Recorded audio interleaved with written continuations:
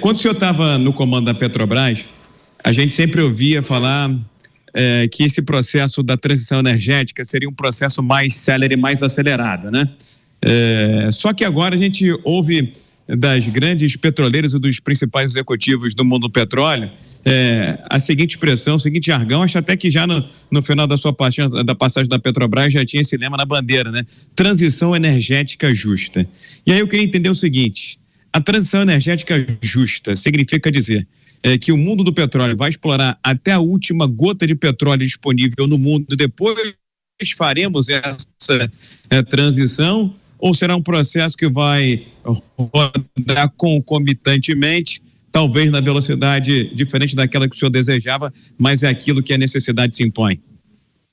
Rodrigo, não, eu acho que não é diferente da velocidade que eu desejasse, né? Seria muito importante para desejar alguma coisa desse nível e ela ter que acontecer, né? Apenas eu preconizo que a gente não precise, de fato, ser tão comedido no processo, né? Transição energética justa, ela tem a ver com a parte social da transição energética, ela não tem a ver com a parte econômica ou com a parte tecnológica. A parte econômica e tecnológica, ela se adapta e ela já tem hoje soluções para praticamente tudo. Nós acabamos de mencionar aqui essa questão do estoque de energia, da intermitência, tudo isso é administrável, da digitalização das redes, da eletrificação das frotas, de como os mercados estão se acostumando já, por exemplo, a abastecer seus carros através de carga elétrica, né? Como isso tudo está se adaptando até numa forma bem mais rápida do que as pessoas imaginavam, né? Muitas pessoas hoje estão nos assistindo, talvez há 2 anos atrás não imaginassem que você tivesse tanto veículo elétrico hoje e as pessoas estivessem tão seguras de adquirir veículos até 100% elétricos, por exemplo, para algumas finalidades e estivessem bem com isso, sem problema nenhum.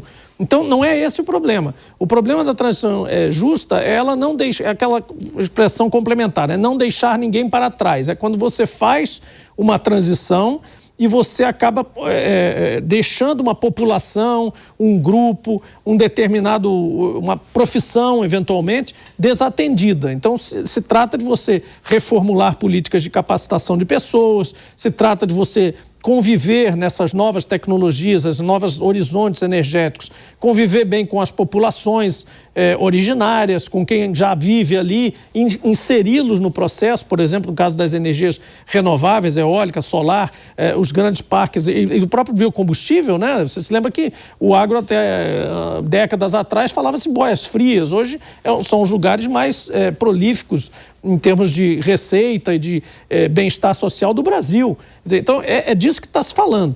A questão das empresas de petróleo que se apressaram rapidamente, demais, né, que deram passos muito largos, né, e a gente tem um exemplo principal, por exemplo, da BP, né?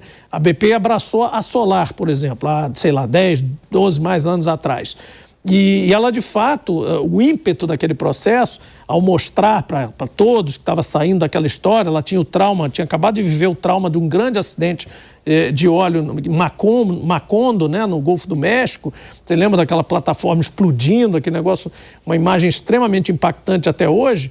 Então ela tinha que meio que prestar essa satisfação, dizer, olha, nós passamos por tudo isso, mas aquilo teve um efeito, inclusive, na própria empresa, que às vezes é atribuída à transição energética, mas também tem a ver com o próprio efeito da própria empresa que saiu de muitas áreas.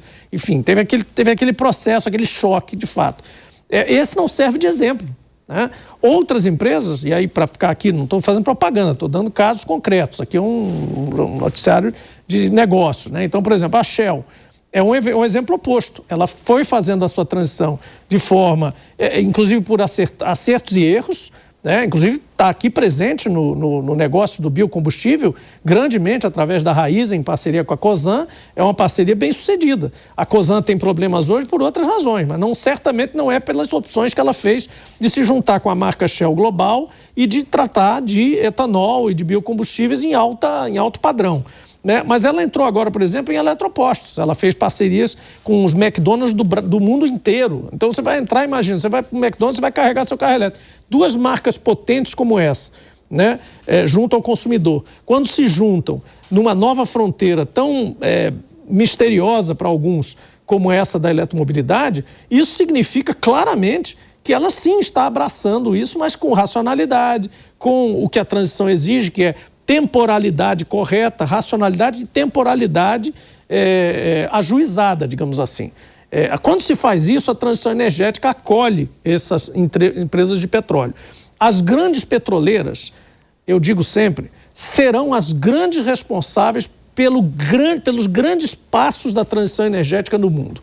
Isso vale para a China, para as petroleiras estatais chinesas, vale para as majors internacionais, as chamadas International Oil Companies, e vale para as estatais não chinesas e não europeias, como, por exemplo, Saudi Aramco, ADNOC e outras empresas, Abu Dhabi, Arábia Saudita, Kuwait, todas as empresas árabes, todas as empresas até africanas, que vão precisar fazer transição energética, estão fazendo essa transição energética, sem, no entanto, deixar de produzir petróleo no curto, médio prazo, porque, afinal, é para isso que elas existem e é com essa função que elas foram criadas.